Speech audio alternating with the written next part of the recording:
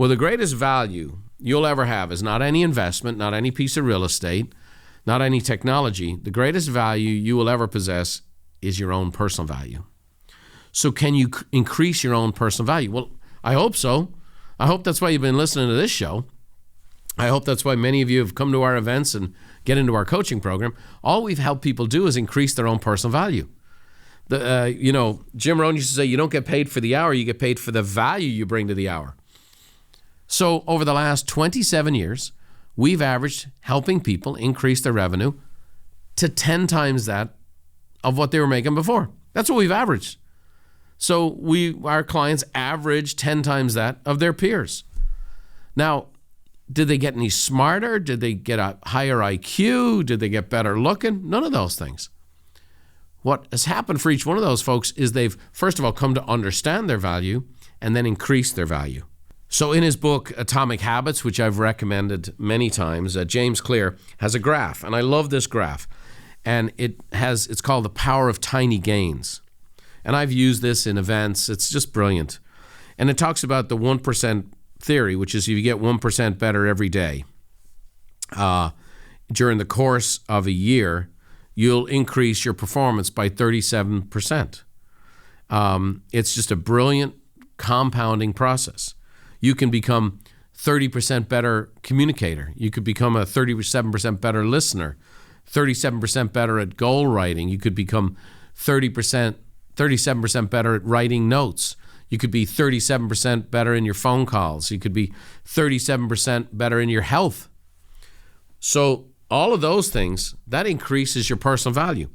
You can become 37% better in your skills, the skill of negotiation, the skill of persuasion, the skill of time management, the skill of money management, like we're talking about here. That 1% difference. And so the power of tiny gains. So if you want to increase what's coming in, increase your own personal value, and then you become even more powerful. Ben Franklin, America's first millionaire, said, an investment in knowledge pays the best dividends. Warren Buffett says, the more you learn, the more you'll earn. Okay? In fact, I was talking with one of my sons the other night about Warren Buffett and how he has one diploma hanging on his wall in his office. Now, he's been given dozens of honorary degrees and doctorates.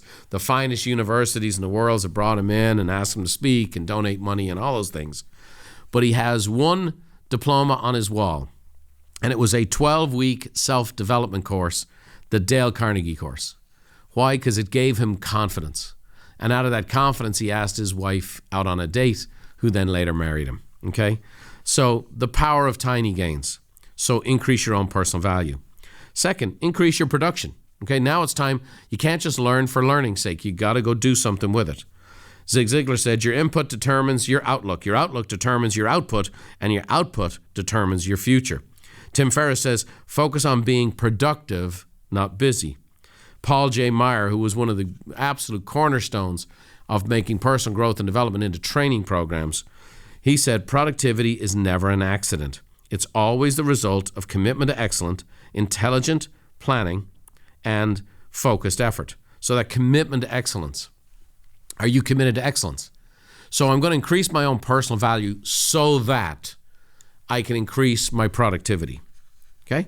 And I don't care in what capacity you are. If you increase your capacity so you can increase your productivity, you're going to be compensated more. You're going to be compensated more. You're going to increase what's coming in. And lastly, especially in the business side of things, you want to increase your quality, increase your service. My grandfather's principle, can you put your name to it? That was ultimately about a standard of how we served our customers. Can you put your name to it, Brian? If you couldn't put your name to the work you'd done, you had to do it over. Larry Page from Google said, always deliver more than expected. Napoleon Hill said, start going the extra mile and opportunity will follow you. I mean, this is some old school personal growth and development stuff right here. It really is. And it's powerful, but it works. You want to get rich? You first got to control what's going out. Your budget, your expenses, you got to prioritize them. You get that surplus going. You want to increase what's coming in? Well, increase your personal value. Not take a risk on some shaky stock. Not put it all on black. Not bet on the football games or cryptocurrencies or whatever the latest fad is or whatever the next fad is. And they're coming. They're coming. And it's going to be the emperor's new clothes all the time. Let me say this. There's a real blessing in getting rich slowly. And we're going to talk about that. Jim Rohn, my mentor, said to me, become a millionaire, Brian, for what it will make of you. Now, at the time, I wasn't a millionaire, so I thought, well, it's what it's going to make of me. It's going to make me rich. I really want that. Become a millionaire for what it will make of you. Because what happens is eventually you become a millionaire in your mind. You know, success travels. I hope you don't pick up an ounce of arrogance in this statement, but if you picked me up today and dropped me somewhere else in the world, I would be successful to the degree the opportunities that were there and the environment allowed it to happen. Because being a millionaire is a state of mind. Being rich is a state of mind. And you get there over time when you do enough of the right things. Thanks for watching. If you want more tips on how to think, feel, and do better, check out these videos too. Oh, by the way, don't forget to subscribe to the channel and leave us a like if you enjoy the content.